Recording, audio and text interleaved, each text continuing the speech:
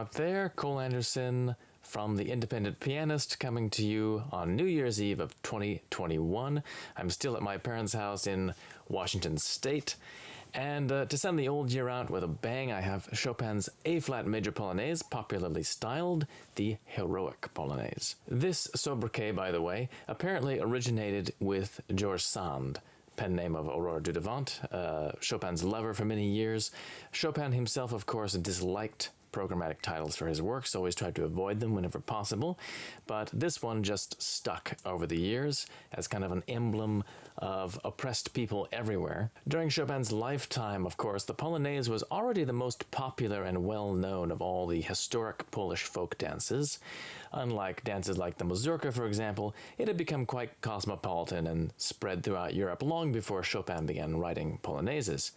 It had become very popular, particularly among the French nobility, as far back as the 17th century, and many composers, including J.S. Bach, Telemann, Mozart, Beethoven, Schubert, Weber, had all written polonaises. Polonaises, it must be said, that did not necessarily represent an authentic Polish sound. Although the Polonaise became very popular with the Polish nobility as well as the French nobility, it did start out as a folk dance, and Chopin's earliest polonaises clearly show its origins. He wrote 9 polonaises that we know of in his younger years that were unpublished during his lifetime.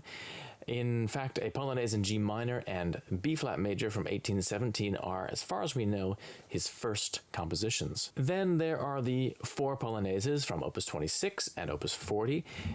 These pieces are much expanded in scope, but they're still written in a conventional polonaise and trio form, much like a minuet and trio, a kind of ternary ABA design. With the exception of the famous military polonaise in A major, Opus 40 number 1, these are very dark, brooding works. They're quite different from the kind of glittering, light-hearted works that had usually been presented under the title of polonaise up to that time.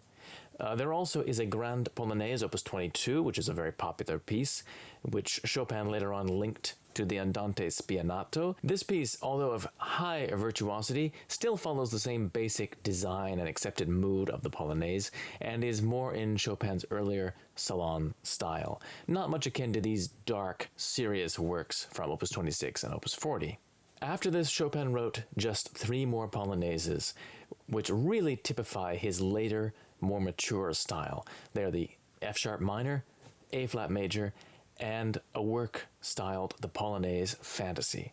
And these are all masterpieces of the very highest order. Here, Chopin expands the form beyond the simple minuet and trio design, and much like in the 4 scherzi and the 4 ballades, Chopin transforms the Polonaise into a kind of a miniature tone poem, almost orchestral in magnificence and power. The F-sharp minor Polonaise is an acerbic and dour tragedy. The A-flat, on the other hand, is completely different. It has an irrepressible pride and swagger. There's something almost swashbuckling about its vitality and verve. The form is expanded to make room for no less than 3 contrasting trio-like sections in between reappearances of the main Polonaise theme.